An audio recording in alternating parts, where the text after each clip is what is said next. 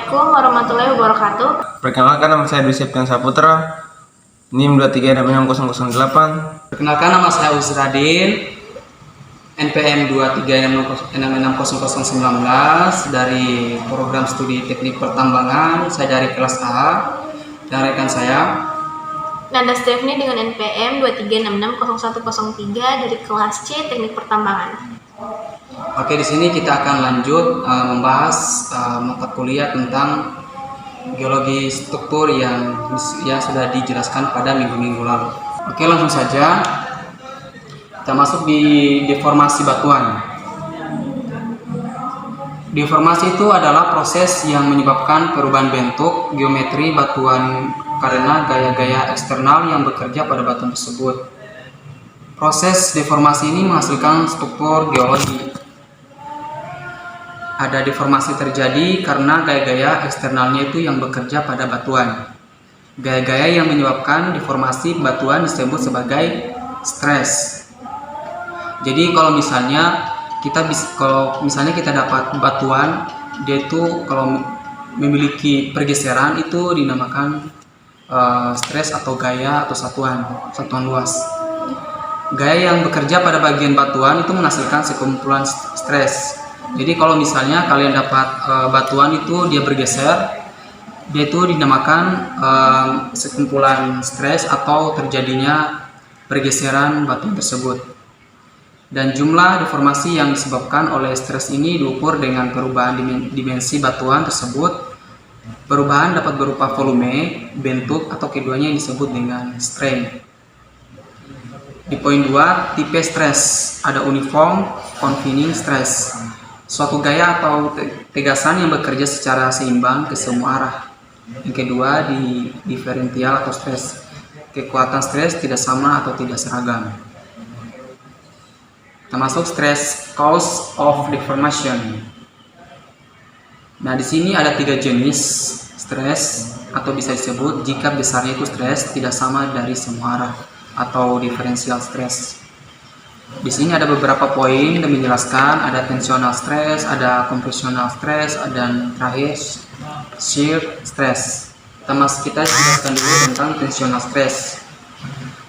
Tensional stress ini dia menjelaskan disebabkan oleh gaya eksternal yang arahnya saling menjauh batuan, menyebabkan batuan mengalami peregangan atau pemanjangan. Di poin 2 ini menjelaskan kompresional stress.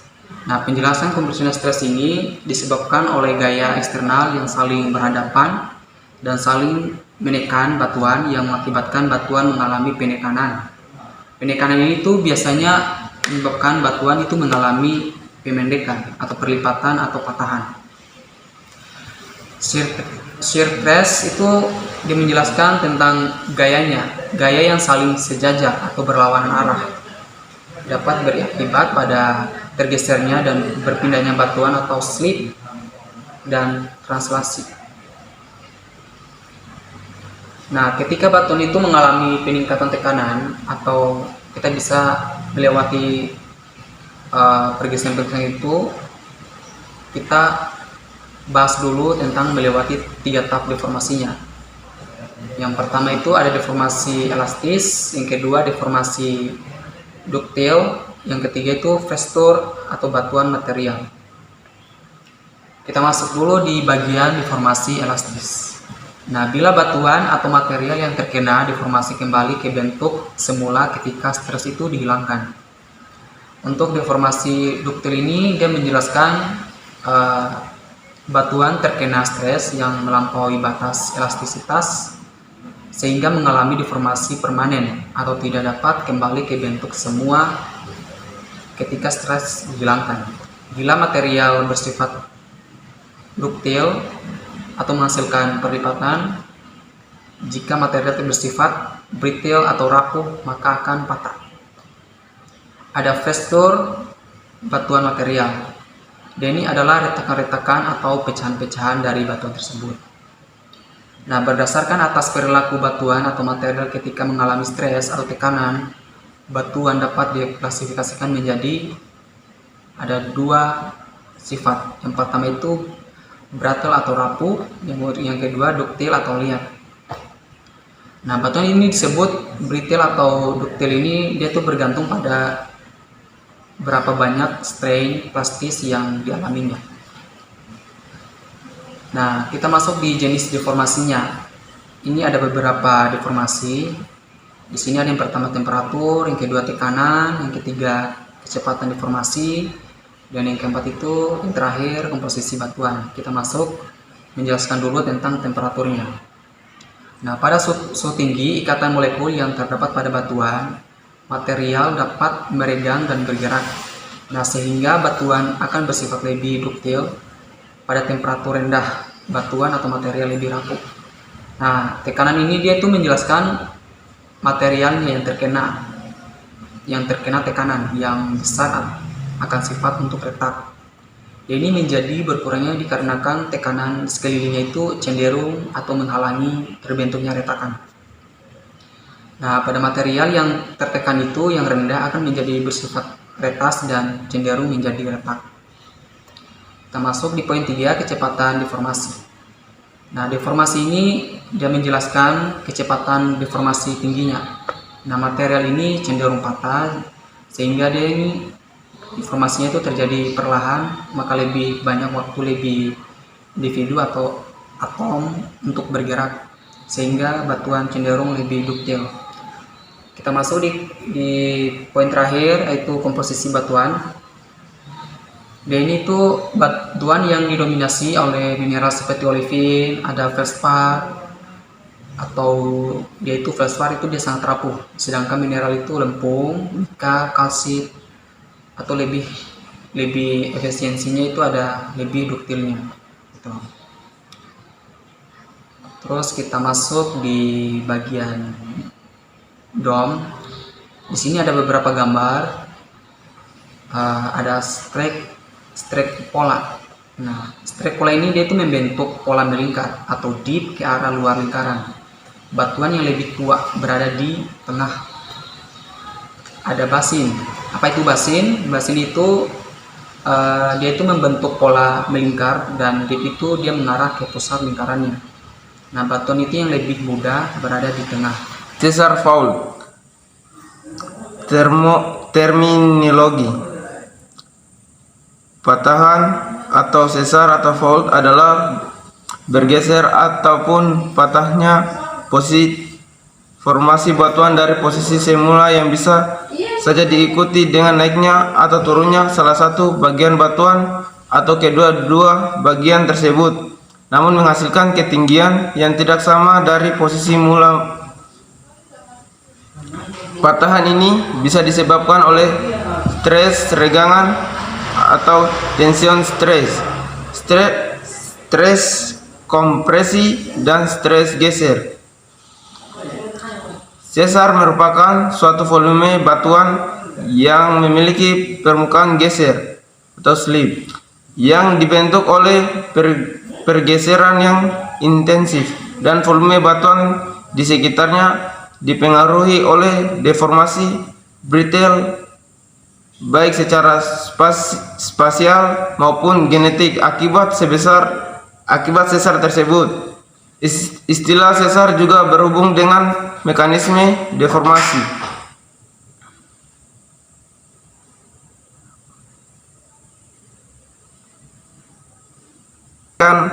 Arah orientasi perpindahan relatif atau slip, maka sesar diklasifikasikan sebagai deep slip atau strike slip. Strike slip jika arah orientasi perpindahan sesar searah dengan strike. Deep slip jika perpindahan relatifnya sejajar dengan kemiringan batuan dan membentuk sudut siku-siku terhadap strike. Oblique slip jika perpindahan relatifnya tidak sejajar dengan strike maupun deep.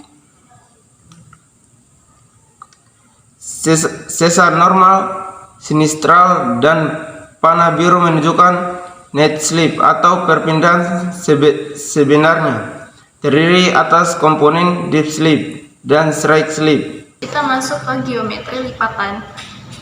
Secara geometri, suatu lipatan dapat dideskripsikan sebagai suatu permukaan bidang. Bentuk suatu lipatan sangat beragam, dari yang sederhana sampai sangat rumit, yang sulit dideskripsikan secara terperinci. Untuk kegunaan yang praktis, di samping metode matematik, dipakai metode deskriptif lain sebagai pembuatan konten, struktur, dan sebagainya. Suatu lipatan dapat dianggap sebagai suatu bentuk permukaan yang silindris dengan sumbu lipatan sebagai kerangka permukaan tersebut, dan unsur-unsurnya dapat ditunjukkan pada suatu penampang atau profil. Beberapa titik profil permukaan lipatan. Yang pertama, hinge point atau titik maksimum pelengkungan pada lapisan yang berlipat. Crest, titik tertinggi pada lengkungan. True, titik terendah pada pelengkungan. Pada gambaran 3 dimensi, tempat kedudukan dari hinge point pada satu permukaan lipatan akan berupa garis yang disebut sebagai hinge line atau sumbu dari lipatan atau fold axis. Unsur-unsur lipatan yang umumnya dapat dideskripsikan kedudukannya diantaranya antara lain fold axis atau sumbu lipatan, garis maksimum pelengkungan pada suatu permukaan bidang yang terlipat, axial plane atau bidang sumbu, bidang yang dibentuk melalui garis-garis sumbu pada satu lipatan. Bidang ini tidak selalu berupa bidang lurus atau planar, tetapi dapat melengkung lebih umum dan dapat disebutkan sebagai axial surface. Fold limb atau sayap lipatan secara umum merupakan sisi-sisi dari bidang yang terlipat, yang berada di antara daerah pelengkungan atau hinge zone dan batas pelengkungan atau inflection line. Nah, lebih dasar sekali. Klasifikasi lipatan. Lipatan dapat diklasifikasikan dengan bermacam kriteria. Pada umumnya, klasifikasi ini didasarkan pada sifat yang dapat dideskripsikan unsur-unsurnya secara geometri, seperti yang telah dibahas sebelumnya. Klasifikasi dan penamaan jenis lipatan umumnya juga secara tidak langsung akan mencerminkan sifat dan kejadian pembentukan lipatan. Misalnya, lipatan yang ketat atau tight mencerminkan deformasi yang kuat. Lipatan yang sejajar atau paralel umumnya terjadi pada lapisan yang kompeten dan sebagainya. Sudut antar sayap atau interlimb angle. Sudut antar sayap adalah sudut yang terkecil yang dibentuk oleh sayap-sayap lipatan dan diukur pada bidang profil suatu lipatan. Sudut ini mencerminkan sifat keketatan atau tightness dari lipatan. Fleuty tahun 1964 membuat klasifikasi seperti sudut antar sayap atau interlimb angle. Sifat simetri merupakan salah satu kriteria untuk menyatakan bentuk dari suatu permukaan silindris. Sifat simetri ditentukan oleh bidang yang melalui hinge line dan membagi sama besar sudut antar sayap lipatan yang disebut bidang simetri. Lipatan ini disebut sebagai lipatan simetris dan keseluruhan lipatan memiliki sifat simetri ortorhombic. Suatu seri dari lipatan dikatakan simetri apabila masing-masing mempunyai sifat simetri dan mempunyai pola yang periodik. Dalam hal ini, bidang-bidang yang membatasi permukaan lipatan akan berupa bidang yang lurus atau planar dan saling sejajar, dan bidang yang melalui titik-titik batas perlengkungan atau inflection point akan tepat terletak di tengah bidang-bidang tersebut yang disebut sebagai median. Pada lipatan simetri, besaran amplitude dan panjang gelombang atau wavelength yang perbandingannya merupakan parameter untuk bentuk lipatan akan mudah dideskripsi. Kedudukan lipatan berdasarkan bentuknya, lipatan yang kemiringan bidang sayapnya menuju ke arah yang berlawanan disebut sebagai anticline dan synform. Kemiringan bidang sayapnya menuju ke satu arah disebut sebagai syncline. Kedudukan lipatan dinyatakan dari kedudukan sumbu lipatan atau fold axis dan bidang sumbu lipatan atau axial plane atau axial surface. Fleuty 1964 membuat klasifikasi yang didasarkan pada kedua sifat kedudukan tersebut dan secara lebih tepat menyatakan besaran kecondongannya, kemiringannya, dan penunjamannya. Deskripsi yang diberikan merupakan gabungan dari kedua kriteria yang ada, yaitu kemiringan dari bidang sumbu dan penunjaman dari garis sumbu. Klasifikasi ini agak sulit dipakai mengingat kerangka yang digunakan adalah kedudukan dari sumbu lipatan yang penunjamannya terukur pada bidang vertikal yang tidak ada hubungannya dengan geometri lipatan. Untuk mengatasi ini dapat dipakai kriteria pitch garis sumbu dan kemiringan bidang sumbu. Kesulitannya adalah mengukur besaran pitch di lapangan. Klasifikasi yang lebih sederhana dengan menggabungkan besaran penunjaman dan pitch seperti bagan bentuk lipatan yang ditunjukkan. Membuat diagram segitiga yang memperhitungkan 3 variabel. Yang pertama, kedudukan bidang sumbu lipatan atau kemiringan. Yang kedua, sumbu lipatan atau penunjaman dan pitch terhadap bidang sumbu lipatan. Seperti ditunjukkan, pasangan kemiringan dan pitch dari suatu lipatan ditunjukkan sebagai titik perpotongan garis yang lurus yang angkanya dibaca sepanjang tepi dasar dan kiri diagram. Untuk penunjaman digunakan kurva dan angka yang pada tepi kanan diagram. Jenis-jenis kedudukan lipatan dapat ditentukan pada diagram untuk memberikan kedudukan yang lebih pasti pada lipatan yang miring atau inclined fold. Ricard mengusulkan untuk memberikan indeks besaran angka dari kemiringan D dan penunjaman dari P, misalnya upright fold D85P25 menurut klasifikasi Flutie adalah upright, gently plunging fold, inclined fold, steeply inclined, moderately plunging fold, reclined fold, moderately inclined fold, dan sebagainya. Diagram ini juga dapat digunakan untuk berbagai lipatan pada arah geometri atau lipatan-lipatan tersebut.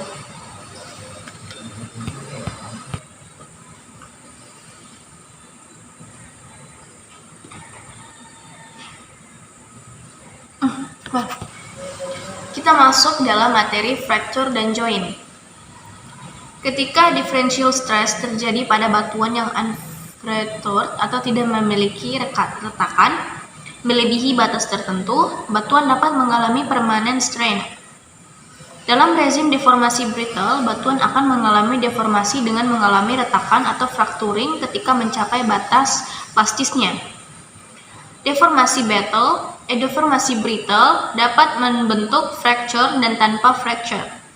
Frictional deformation tanpa pembentukan rekahan biasanya terjadi pada batuan sedimen yang terkonsolidasi buruk.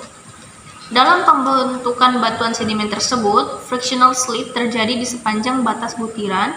Ruang pori memungkinkan bagi butir untuk bergerak relatif terhadap butiran sekitarnya.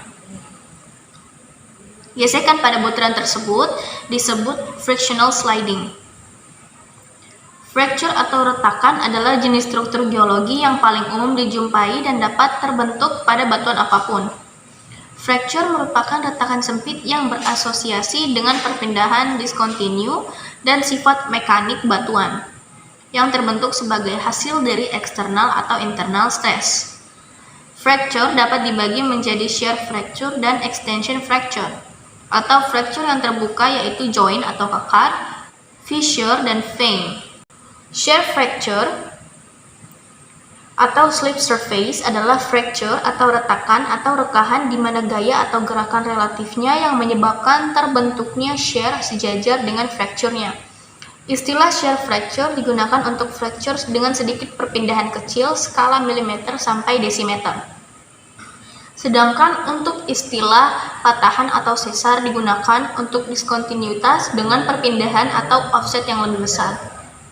Istilah slip surface umumnya digunakan untuk bidang permukaan yang halus yang ditemukan di sesar dan zona sesar atau fault plane.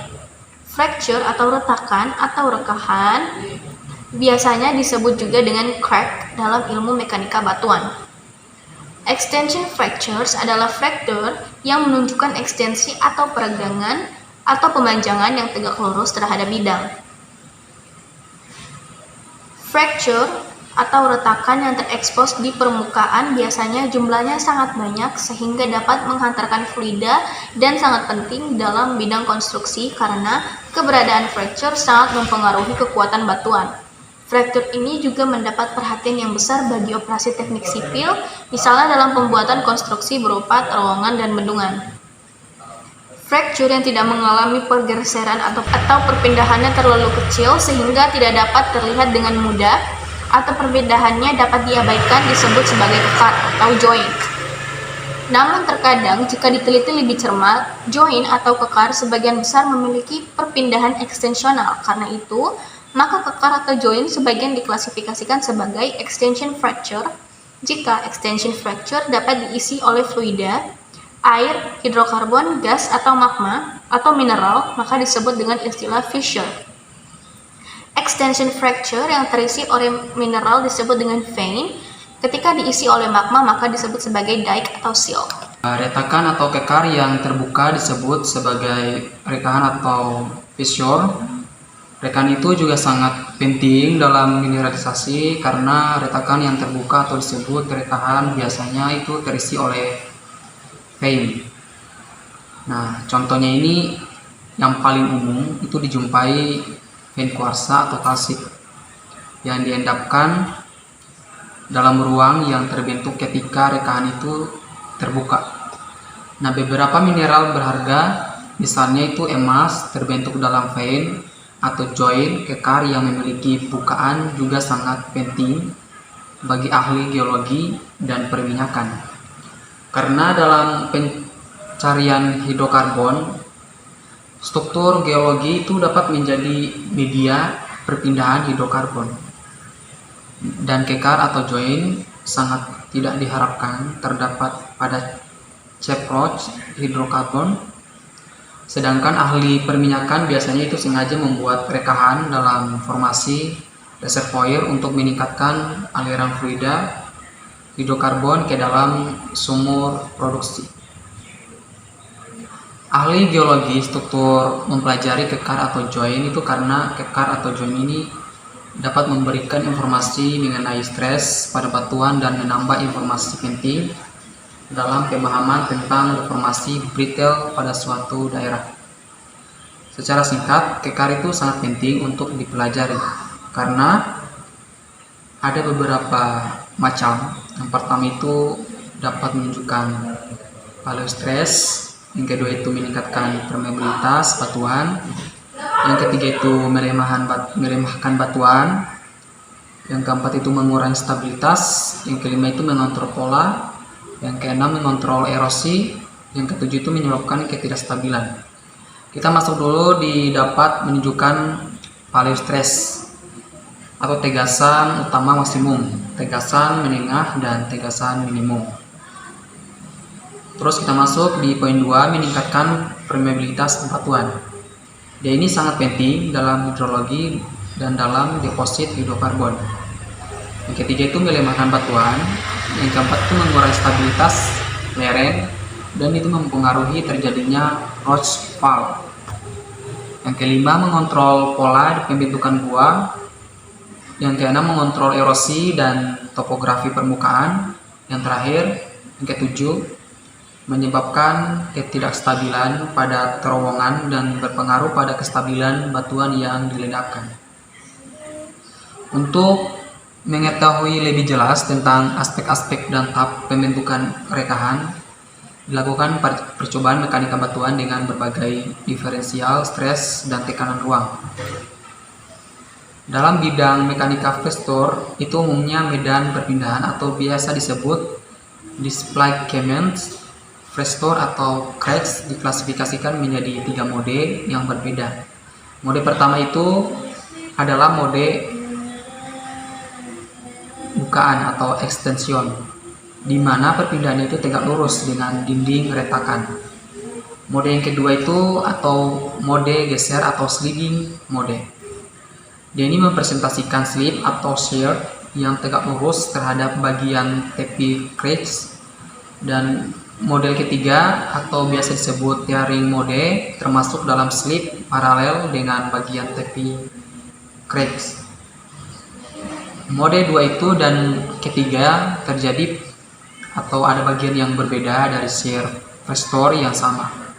Kombinasi shear fracture atau mode 2 dan 3 dengan tension atau mode 1 itu disebut hybrid fracture atau mode 4. Mode ini disebut juga dengan mode tertutup. Nah, kita masuk ada beberapa fracture. Ini ada 4 fracture. Yang pertama fracture mode 1, yang kedua fracture model 2, yang ketiga fracture mode 3, yang terakhir keempat fracture mode 4. Kita masuk dulu menjelaskan tentang fracture mode pertama. Fracture mode pertama ini menjelaskan tentang kekar dengan rekahan, membuka sampai gaya tarikan atau extension. Yang kedua, presto mode. Presto mode ini menjelaskan tentang kekar yang membentuk rekahan geser dengan mode sliding. Yang ketiga, Frestor mode 3. Dia ini menjelaskan tentang rekahan geser yang terbentuk dari gerakan tearing atau sobekan. Frestor mode 2 ini dan 3 ini adalah rekahan geser atau shear Frestor. Dan terakhir, Frestor mode 4. Dia ini menjelaskan tentang kombinasi shear Frestor atau mode 2 dan 3 dengan tension. Mode 1 adalah mode tertutup. Nah, Frestor berdasarkan perpindahan relatifnya itu digolongkan menjadi 2 kategori atau extension Frestor dan shear Frestor. Join atau kekar itu adalah jenis extension Frestor yang paling umum di dekat permukaan bumi. Kita masuk 5.2 join dan kekar. Join itu atau juga disebut dengan kekar, ini adalah retakan yang tidak mengalami pergeseran atau perpindahan, atau perpindahannya terlalu kecil sehingga tidak dapat terlihat dengan mudah, atau perpindahannya dapat diabaikan. Nah, berdasarkan bentuk geometri retakannya, kekar diklasifikasikan menjadi 2 kekar. Yang pertama itu kekar sistematik, yang kedua kekar non sistematik. Kita masuk dulu di poin pertama, kekar sistematik. Kekar ini menjelaskan tentang dengan bentuk geometri lurus, sejajar, dan berulang dengan jarak yang kurang lebih konstan. Yang kedua, kekar non sistematik. Dia ini menjelaskan tentang kekar yang menunjukkan geometri yang tidak beraturan. Orientasi dan jarak atau spasi kekar regular atau tidak memperlihatkan adanya orientasi. Struktur kekar dapat dikelompokkan berdasarkan sifat dan karakter retakan atau rekahan serta arah gaya yang bekerja pada batuan tersebut. Ada beberapa macam, di sini ada 3. Ada shear join, ada kekar tarikan, dan yang terakhir kekar hibrid. Masuk dulu di shear join atau biasa disebut kekar gerus. Retakan atau rekahan yang membentuk pola saling berpotongan membentuk sudut lancip dengan arah gaya utama. Kekar jenis shear join ini umumnya bersifat tertutup. Yang kedua, kekar tarikan atau biasa disebut tensional join. Yang kekar yang terbentuk dengan arah yang tegak lurus dari gaya atau gaya tension. Hal ini terjadi akibat dari stres yang cenderung untuk membelah dengan cara menekannya pada arah yang berlawanan. Dan akhirnya kedua dindingnya akan saling menjauh. Bentuk rekahan umumnya terbuka. Dan terakhir, kekar hibrid atau biasa disebut hybrid join, yaitu merupakan campuran dari kekar gerus dan kekar tarikan, dan pada umumnya kekahannya terisi oleh mineral atau sekunder atau biasa disebut vein. Nah, coba ini 30. Terus kita masuk di kekar gerus, memiliki ciri-ciri di lapangan. Biasanya itu bidangnya itu licin, dia memotong seluruh batuan, memotong komponen batuan. Bidang rekahannya relatif kecil, adanya join set berpola belah ketupat. Ada kekar tarikan, memiliki ciri-ciri di lapangan itu biasanya bidang kekar tidak rata, bidang rekahannya itu relatif lebih besar, polanya itu sering tidak teratur. Kalaupun teratur, biasanya akan berpola kotak-kotak karena terbuka, maka dapat terisi mineral yang kemudian disebut vein. Mungkin itu saja penjelasan materi tentang geostruktur yang dari kami. Di sini kita sudah baca-baca, sudah menjelaskan juga tentang geostruktur. Jadi teman-teman bisa mengetahui apa itu Frestor, apa itu stress, apa itu strain. Nah, untuk mempersingkat waktu, kita di sini untuk mengundurkan diri karena waktu juga sudah terbatas. Mungkin di sini kita mengundurkan diri. Saya atas nama Musradin. Saya Nanda Stephanie. Kita di sini sudah menjelaskan tentang proses tadi, tentang masuk di geostruktur Nah, di sini kita sudah jelaskan semuanya. Mudah-mudahan kalian bisa mengerti, bisa memahami apa yang kita sampaikan, dan semoga yang kita sampaikan ini bermanfaat untuk yang nonton ataupun yang mendengarkan. Sekian dan terima kasih. Kami mengundurkan diri dulu. Sampai jumpa di lain waktu. Oke, langsung saja. Wassalamualaikum warahmatullahi wabarakatuh.